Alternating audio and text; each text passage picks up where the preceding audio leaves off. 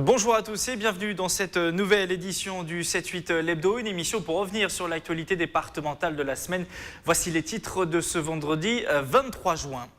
Le département des Yvelines poursuit son engagement pour les zones rurales et dévoile un nouveau plan pour l'amélioration du service au public. Un plan qui prévoit notamment l'installation de la fibre optique avant 2020. Marc Lerouge est notre invité fil rouge pour cette émission, porte-parole du mouvement des jeunes avec Macron dans les Yvelines. Nous reviendrons avec lui sur cette semaine politique mouvementée et les premiers pas à l'Assemblée des députés de la République en marche. Enfin, dans le reste de l'actualité locale, retour sur le séminaire de travail organisé par l'agglomération de Saint-Quentin sur le PLUI ou encore le maire de Bois-d'Arcy à l'heure du bilan à mi-mandat. 100 millions d'euros pour la ruralité. Le département des Yvelines a présenté jeudi à Rambouillet un nouveau plan pour améliorer le service au public en milieu rural. Près de 150-160 communes même sont concernées par ce plan qui fait suite aux assises engagées fin 2015.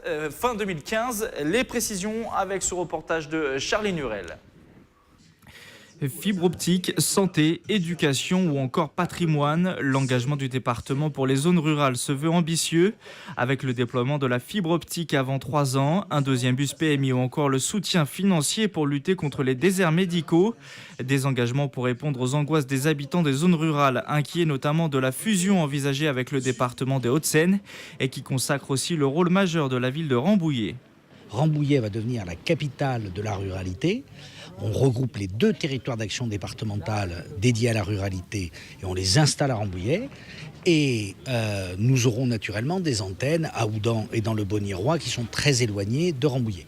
Et à côté de ça, nous aurons aussi l'agence que nous avons créée pour la zone rurale Engineering qui sera installée à Rambouillet et qui verra sa dotation venant du seul conseil départemental doubler. Le nouveau plan présenté en présence notamment du président du Sénat s'inscrit en complément des assises de la ruralité engagées fin 2015.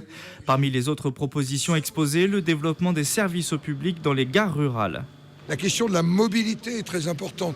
Il y a peu de transports collectifs dans l'espace rural. Comment on résout la question de la mobilité? On ne l'a pas évoqué ce soir.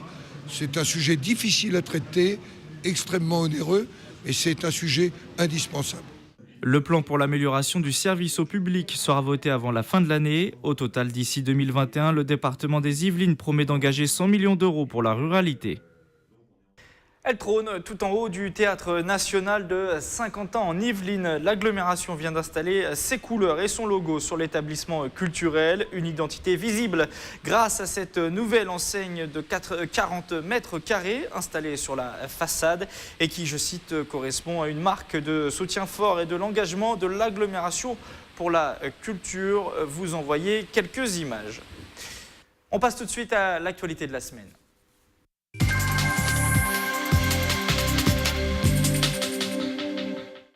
Et une semaine marquée évidemment par de la politique avec les visages des nouveaux députés des Yvelines. Vous voyez certains d'entre eux s'afficher à l'écran, 6 précisément, et qui effectuent tous leur premier mandat en qualité de députés. La République En Marche rafle 11 des 12 sièges du département et dès lundi, les plus pressés d'entre eux se sont rendus à l'Assemblée nationale pour recevoir notamment leur écharpe de députés et découvrir leur nouvel espace de travail. Reportage sur des images de Patrick Jacques de Dixmude. Un panneau et une flèche pour indiquer la direction, celle de l'Assemblée nationale. Quelques heures seulement après sa victoire dans les Yvelines, Aurore Berger est parmi les premières à découvrir sous le soleil le Palais Bourbon. Une prise de repère qui, à 30 ans à peine, en rappelle d'autres. Alors, il n'y a pas les parents qui m'accompagnent, donc ça va, j'ai quand même grandi depuis l'école. Mais c'est beaucoup d'émotions, ouais, c'est très solennel. Moi, je suis déjà entrée à l'Assemblée nationale, mais ça n'a rien à voir d'entrer pour la première fois en tant que députée de la Nation. Pause devant les photographes et interview à la chaîne. Après les jardins des 4 colonnes, la nouvelle députée dispose désormais d'une mallette avec écharpe et règlement intérieur.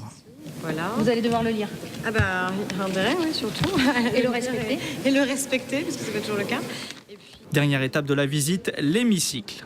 Je pense que c'est important aussi de s'imprégner de la solennité des lieux pour comprendre ce qu'on attend de nous, pour comprendre la gravité du moment, la responsabilité qui doit être la nôtre. Donc voilà, c'est symbolique, mais c'est aussi très important pour bien intégrer le travail que l'on va faire à partir d'aujourd'hui.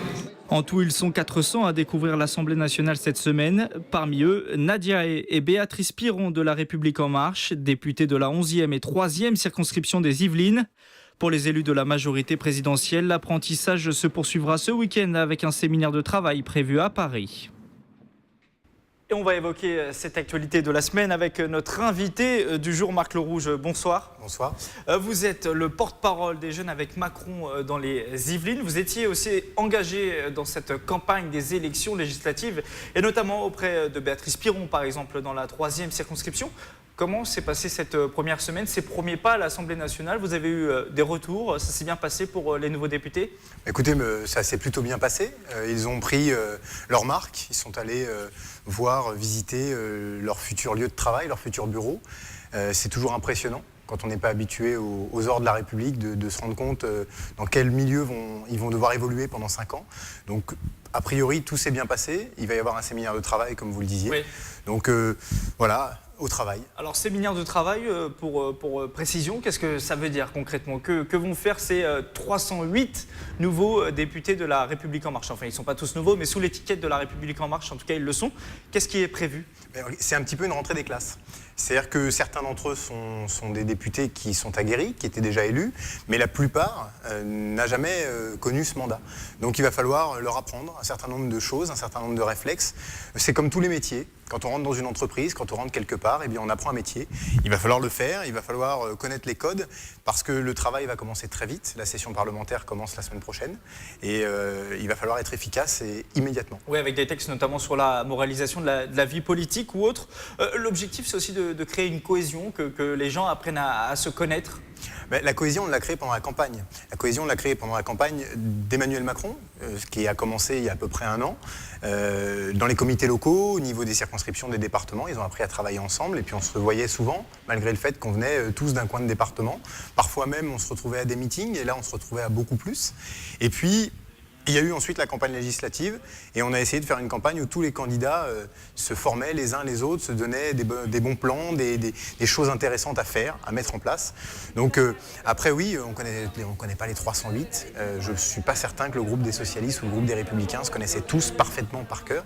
Mais le principe, c'est surtout d'apprendre à ce métier, qui est un nouveau métier, qui ne doit pas en être un, qui doit être un passage de relais, qui doit durer 5 ans. Et le principe, c'est d'apprendre à travailler très vite et efficacement. De fixer aussi des lignes rouges, des lignes à ne pas franchir. À 308, on imagine qu'il va y avoir forcément parfois des désaccords. Et c'est logique dans le débat politique. Et c'est aussi l'occasion de dire, voilà, on ne peut pas dire ça ou franchir telle position pour certains éventuellement. Après, si c'est sur le fond, il a été abordé. Il y a un contrat qui a été passé entre les élus de la majorité, Emmanuel Macron, sur la base du programme. Donc ça, c'est fait, c'est réglé. Sur la communication, mais il y aura peut-être parfois des éléments de langage qui ne seront pas les bons, peut-être des petites erreurs, des petits débordements. Des choses à savoir aussi pour répondre aux journalistes. Des choses à savoir, et puis il y aura peut-être des erreurs surtout, et ça, il faudra les pardonner parce que ce n'est pas des professionnels de la politique. On a des chefs d'entreprise, des avocats, des agriculteurs, des fonctionnaires. Ce ne sont pas des professionnels, et il va falloir les juger sur ce qu'ils font, et parfois, oui, ils risquent peut-être de ne pas tout à fait connaître bien les codes. Vous pensez que les gens vont comprendre ça, que justement ça fait partie un peu du contrat, le renouvellement, oui, mais c'est aussi des points un peu parfois négatifs ou plus difficiles à négocier? Je pense qu'ils l'ont compris par le résultat qu'on a eu par exemple dans les Yvelines. On a eu 11 députés sur 12 circonscriptions. Et qu'est-ce qu'on a pu entendre pendant cette campagne? Ils n'y connaissent rien, ils ne sont pas compétents, ils n'ont jamais été élus et pourtant les gens leur ont fait confiance. Donc je pense que ça a commencé. Ça a commencé et ils se disent on va leur donner leur chance. Alors, durant ce week-end dont on évoquait tout à l'heure le séminaire de travail, les élus vont devoir aussi nommer leur président de groupe à l'Assemblée nationale. Selon toute vraisemblance, ça devrait être l'ancien ministre Richard Ferrand, visé par une enquête préliminaire pour les mutuelles de Bretagne. En termes de renouvellement des pratiques, trouver plus ou moins cette porte de sortie pour Richard Ferrand, c'est pas un peu dommage quand même pour l'image de ce parti qui se veut justement basé sur le renouvellement des pratiques, des visages? Alors on a glissé en fait avec le temps et c'est peut-être les affaires qui ont fait ça. Avant, on avait des ministres qui étaient mis en examen, il y a une quinzaine d'années. Et puis, c'était quand même un petit peu compliqué. On essayait de trouver une porte de sortie à l'occasion d'un remaniement. Et puis, maintenant, on a quelqu'un qui est soupçonné, qui n'est pas mis en examen, qui est soupçonné et qu'on sort du gouvernement. Donc il y a un renouvellement des pratiques. On avait un candidat qui avait dit si je suis mis en examen, je n'irai pas au bout. Il est allé au bout. Là, on a quelqu'un qui est soupçonné. Et d'ailleurs, c'est un soupçon qui n'est pas d'ailleurs judiciaire. Il y a une enquête préliminaire, mais lui-même n'est pas visé nommément. Il est sorti du gouvernement. On a 3 ministres, MoDem, qui étaient visés par l'entremise de leur parti, qui ne sont pas mis en examen, qui ne sont même pas sous le coup d'une enquête préliminaire et qui sortent du gouvernement. Ça commence par là, le renouvellement des pratiques politiques. Richard Ferrand, s'il est mis en examen, selon vous, devra quitter son probable futur poste de président du groupe En Marche à l'Assemblée nationale? Je pense que dans le renouvellement des pratiques, on peut difficilement... Évidemment, on suppose. Hein. Oui, on suppose. Mais si effectivement il était mis en examen, je pense qu'il faudrait qu'il réfléchisse à son poste. Alors, les élus MoDem, pour l'instant, enfin c'est sûr, ne vont pas participer à ce séminaire de travail. On connaît l'actualité, les démissions qui ont lieu, vous en parliez cette semaine. Est-ce que ça n'aurait pas été utile pour conforter cette image d'alliance, de travail en commun, que les élus MoDem soient conviés éventuellement à ce séminaire de travail? Alors, même si c'est 2 groupes à l'Assemblée. C'est un séminaire de groupes et c'est très important qu'il y ait 2 groupes. C'est très important que les élus MoDem, des gens n'ont pas compris, qu'ils restent MoDem. Ça montre qu'il y a une majorité qui marche sur ses 2 pieds. Il y a certes 3 ministres MoDem qui sont sortis du gouvernement. Ils ont été remplacés par d'autres MoDem. Il y a à nouveau des ministres MoDem dans le gouvernement. Il y a toujours une majorité. Et là, c'est un séminaire de travail, La République En Marche. Et quand on travaillera avec La République En Marche et le groupe MoDem. Il y a 2 groupes qui forment la majorité et on en a même un 3e qui annonce vouloir travailler avec le gouvernement. Les LR constructifs. LR, UDI constructifs. Voilà. On va en reparler juste sur le MoDem pour continuer là-dessus. Ça reste le même partenaire qu'il y a une semaine et toute cette actualité, cette déferlante, encore une fois, qu'on a connue cette semaine, ça reste... Ça reste le même partenaire, ils sont toujours le même poids dans la majorité, ils ont toujours leur quarantaine, alors je n'ai pas le nombre exact, mais leur quarantaine de députés. Et puis on a toujours cet accord de gouvernement avec eux. Et puis, encore une fois, on a 3 ministres qui ont décidé de partir. Ils n'ont pas été mis à la porte. Ils ont fait l'annonce par eux-mêmes, publiquement, de sortir. Sylvie Goulard en premier, puis ensuite François Bayrou, Marielle de Sarnez. Ils font partie toujours de la majorité. Alors écoutez, à ce sujet, Bruno Millienne, le président du MoDem 78, est élu sur la 9e circonscription des Yvelines. Écoutez-le. Je voudrais que les gens arrêtent de faire des amalgames. Il y a un accord de majorité présidentielle qui a été conclu bien avant le premier tour des élections présidentielles entre le MoDem et La République En Marche. D'accord ? Cet accord court toujours et continuera à courir. Cette majorité présidentielle, elle est sur ses 2 pieds. Le MoDem d'un côté et La République En Marche. C'était la volonté du président de la République et ça reste notre volonté et ça restera notre volonté. On travaille pour le projet du président de la République parce que ça nous paraît être le seul projet qui vaille pour sortir la France du marasme dans lequel elle est. Voilà. Alors pour revenir sur la démission notamment de François Bayrou, est-ce que c'est pas non plus un soulagement finalement pour Emmanuel Macron de le voir démissionner? Je ne pense pas que ce soit un soulagement, c'est jamais bien. Ça n'aurait pas été forcément très bon de voir le ministre de la Justice inquiété par des affaires judiciaires. Encore une fois, c'était qu'un soupçon. C'est-à-dire que la justice fait son travail, les médias font le leur. Là, ça a été révélé dans la presse. Il y a des journalistes, je crois, du Monde qui travaillaient dessus. Je ne crois pas que chaque affaire révélée depuis 20 ans, en l'occurrence, qui vise tous les partis politiques à tour, a toujours débouché sur une mise en examen. Donc, il y avait une affaire qui était en cours, le ministre de la Justice a décidé de partir, c'est très bien, c'est tout à son honneur, et ça change de ceux qui s'accrochent jusqu'au bout, et il a décidé, pour être tranquille, lui, pour préserver la majorité, pour préserver le président, de partir. Il l'a fait tout seul, je pense qu'il l'a fait avec émotion, notamment quand il a remis, quand il y a eu la passation de pouvoir. Après, soulagement, ce serait un vrai soulagement de voir qu'il n'y avait rien à voir, et que peut-être demain, il pourrait être appelé à d'autres fonctions. C'est pas un soulagement non plus, parce que quand le premier gouvernement a été nommé, il était plutôt équilibré, hommes, femmes, avec le MoDem, avec tout le monde. Le nouveau gouvernement ne l'est pas selon vous? Si, il l'est, mais il était appelé à durer. Et là, donc, pour répondre, c'est pas forcément un soulagement parce qu'il était appelé à durer et à durer longtemps. Et au bout de 5 semaines, devoir le changer, c'est pas forcément très bien. Alors cette semaine a été forcément un peu compliquée. Est-ce que vous avez eu peur, vous? Est-ce que vous avez craint de tomber dans une spirale un peu comme celle de LR durant la campagne présidentielle? Des soucis judiciaires, du buzz médiatique perpétuel, qu'on retourne dans la même machine un peu infernale. C'est un peu le combat qu'on a sur la politique. C'est-à-dire que vous avez une affaire, ou même un soupçon d'affaire, ou des révélations qui sortent, et vous avez des partis politiques qui s'en servent. Ce n'est pas les médias qui le font monter en épingle, c'est les partis politiques, et pas souvent les mieux placés, qui vont vous expliquer que c'est totalement scandaleux, que c'est monstrueux, que c'est horrible. Et ces mêmes partis politiques-là, si on prend l'addition, par exemple, de leurs affaires, depuis des années, ils n'ont pas beaucoup de leçons à donner. Je crois que c'est Christian Estrosi qui l'a dit, on est mal placé pour faire cette leçon-là. Donc on ne craint pas d'être tombé dans une spirale, il y a des affaires, il y a des questions, si la justice s'en saisit, elle s'en saisit. Et puis après, la justice fait son travail, les médias font leur travail. Nous, on n'a pas de spirale spécialement. La seule spirale là, qui commence aujourd'hui, c'est de mettre en œuvre le programme et de vraiment commencer à obtenir des résultats. Alors, pour terminer cette interview, je voudrais vous faire réagir sur la création d'un nouveau groupe au sein des Républicains, les Républicains constructifs avec l'UDI, ceux qui pourraient voter plus facilement en faveur de la politique du gouvernement. Parmi eux, on retrouve l'ensemble des députés UDI, ils sont 18. La liste définitive n'est pas encore arrêtée. Vous êtes membre de l'UDI, vous étiez membre plutôt, excusez-moi, vous étiez membre de l'UDI, responsable des jeunes UDI 78 jusqu'à récemment. Quel regard vous portez là-dessus? Vous saluez cette décision de créer un groupe à part? Un groupe à part, ça après, ça les regarde. Moi, je salue la décision de député de se dire constructif, ce qui sous-entend qu'avant, il ne l'était pas, c'est ce qui est un petit peu gênant. Maintenant, je pense, moi, quand on a signé cette tribune fin novembre, en appelant à soutenir Emmanuel Macron, en appelant à regarder ce qu'il allait faire, on a été suspendu pour ça. Et aujourd'hui, les élections sont passées, on a vu la campagne terrible qui a été faite, je ne parle pas du tout on va dire de tout ce qui l'a pollué, mais ne serait-ce que sur le programme de François Fillon qui n'était en rien compatible avec les valeurs du centre. Ils ont mis 6 mois à s'en apercevoir, 6 mois et 2 défaites électorales plus tard. Le groupe UDI, par exemple, a fondu de moitié. Et aujourd'hui, ils se disent, on va peut-être travailler avec Emmanuel Macron. C'est bien, c'est très très bien, il fallait peut-être le faire avant.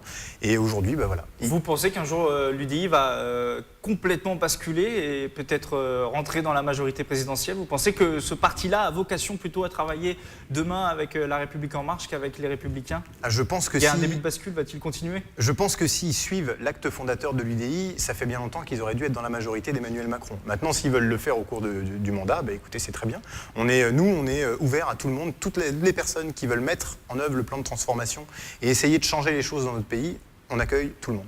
Merci Marc Lerouge d'être venu en plateau. Je rappelle que vous êtes le porte-parole dans les Yvelines des Jeunes avec Macron. On referme cette page politique avec l'élection de Didier Béchère sur la première circonscription des Yvelines, un territoire pourtant qualifié d'imperdable pour la droite. Les précisions avec ce sujet de Mickaël Elmidoro. Douche froide pour les Républicains dans la première circonscription des Yvelines. À droite depuis 1963, le bastion a cédé sous la vague de la République En Marche. François-Xavier Bellamy n'a pas réussi à inverser la tendance du premier tour où il avait réalisé seulement 27,49% des suffrages, contre 42,15% pour le candidat de la République En Marche Didier Béchère. Malgré une belle remontée, l'homme politique de 31 ans s'incline finalement de 827 voix. J'espérais au soir du premier tour, et j'en étais convaincu, que nous pouvions rattraper le retard pourtant important qui nous séparait de notre concurrent d'En Marche. C'était possible et on l'a prouvé. On a reçu 7000 voix de plus dans l'entre-deux tours, mais on s'arrête sur le seuil de cette victoire. Ce que je crois profondément, c'est que nous vivons un phénomène national sur lequel finalement on avait bien peu de prise.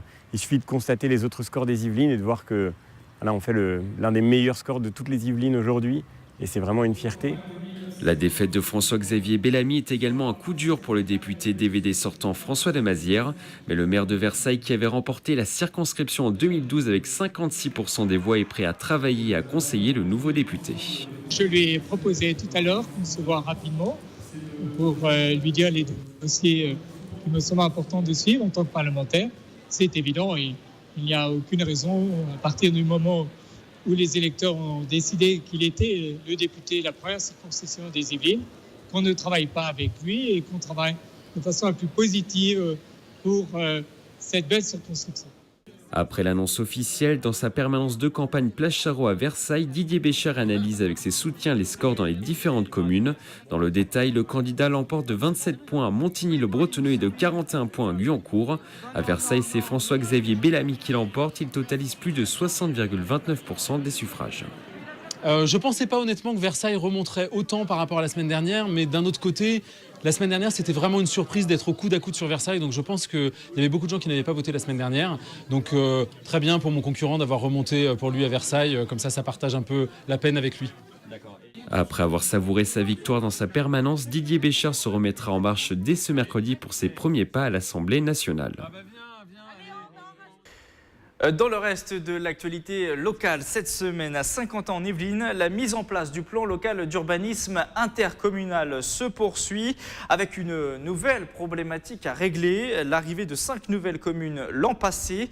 Mercredi, un séminaire était organisé pour répondre aux questions des nouvelles villes concernées par le PLUI. Précision avec ce reportage de Camille Lambert. Aménager un territoire à 12 communes en fonction des problématiques de chacun, c'est le défi de Saint-Quentin en Yvelines. Lancé en 2013, le plan local d'urbanisme intercommunal, PLUI, a été dévoilé aux 5 nouvelles villes entrées en 2016 dans la communauté d'agglomération. On voit bien que chaque commune a des projets d'aménagement, donc c'est comment on fait pour les articuler, puisqu'un projet d'aménagement a nécessairement des conséquences sur la ville à côté, en général en termes de circulation, ne serait-ce que ça. Donc ça oblige, je dirais, les communes à travailler ensemble pour poser leur projet d'aménagement. On ne vit pas seul dans son coin, il faut qu'on partage avec ce qu'il y a autour.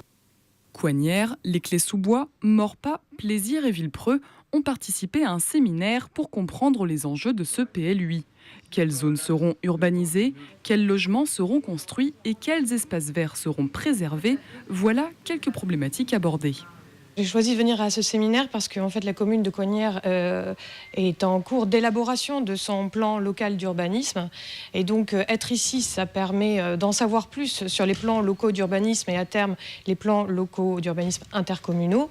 Ce genre de journée permet d'échanger avec les autres communes pour partager les expériences, pour voir ce qu'on a en commun, ce qu'on a de différent.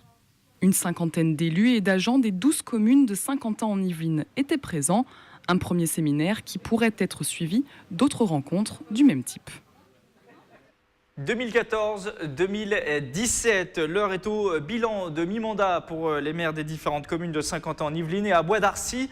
Philippe Benassaya et son équipe municipale ont décidé d'aller rencontrer les habitants dans les quartiers de la ville. Une démarche de concertation lancée il y a quelques jours. Reportage de Nicolas Dandry. Déjà 3 ans. 3 ans à la tête de la ville de Bois d'Arcy pour Philippe Benassaya. Le maire fait un premier bilan de son expérience. Il parcourt la ville avec un bus électrique pour expliquer les politiques qu'il a menées entre 2014 et 2017. Un moment aussi de concertation et de critique avec les Arcysiens. Il n'y a pas eu d'augmentation d'impôts, alors qu'il y en avait eu dans les années précédentes, c'était assez élevé. Donc là, ça s'est stabilisé, donc c'est déjà une bonne chose. Il y a un gros problème de circulation dans le quartier, sur la départementale 127, là, qui passe à côté de la mairie. Donc tous les soirs, c'est vraiment saturé et on a du mal à rentrer chez nous. Oui, écoutez, j'en suis pas mécontent. Monsieur Benassaya a fait de son mieux. On manque de crèches. Il y a une micro-crèche. Je pense qu'il y a un projet d'ouverture d'une micro-crèche prochainement. Mais ça ne suffira pas parce que, sachant que le temps d'attente, en fait, il est en moyenne de 2 ans à l'inscription. Je pense que la priorité doit être fixée sur ce volet-là. Création de la police municipale, construction du gymnase Colette-Besson ou encore la rénovation du COSEC. Plusieurs promesses réalisées en 3 ans, non sans difficulté. Maintenant, ce qui est très très difficile, c'est la lenteur administrative, on va dire. La lenteur pour monter un projet, c'est toujours très très très long. Et il y a énormément d'écueils pour monter le moindre projet et ça, c'est assez compliqué. Et c'est assez pénible, pour tout dire. Dernières étapes pour ce minibus électrique ce samedi 24 juin au quartier de la Tremblay le matin et quartier Saint-Jean l'après-midi. On termine cette émission avec la fête de la musique. Mercredi soir, de nombreux concerts et animations étaient organisés sur l'ensemble du département et notamment, vous le voyez à l'écran, à Bois d'Arcy et à Saint-Germain-en-Laye, à Voisins-le-Bretonneux. Les habitants ont pu voir notamment se produire la compagnie Illicit Dance, une compagnie qui forme et crée sur la ville nouvelle depuis une vingtaine d'années. Nous avons rencontré son fondateur Olaf Siby. Regardez. Divinity in motion.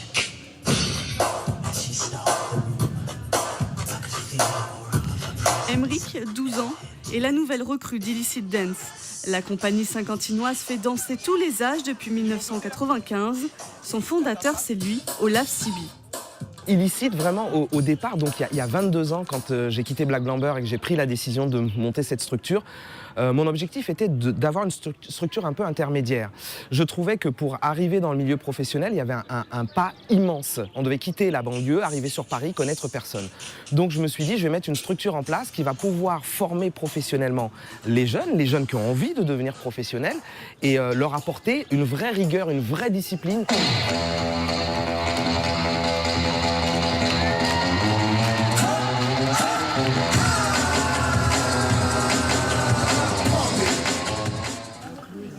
Face à face. Mais Illicite, c'est avant tout une compagnie professionnelle. Aujourd'hui, 7 danseurs la composent et font vivre son style au niveau national et international.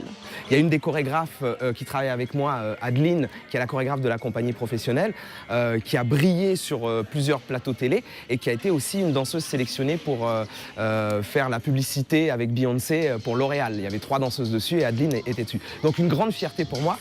Donc je me suis dit, ma petite formation de banlieue, elle n'est pas si décalée que ça. Et puis après, il y en a eu d'autres qui ont gagné des concours internationaux. Après une pause d'1 an, la compagnie repart sur les chemins de la création. Son prochain projet, une chorégraphie pour la Ryder Cup, la compétition internationale de golf qui aura lieu à Saint-Quentin en Yvelines en septembre 2018. C'est la fin de ce 7-8 l'hebdo. Merci de nous avoir suivis. Retrouvez tous nos reportages en replay sur tvfil78.com ou l'application TVFil78. Bon week-end à tous et à la semaine prochaine.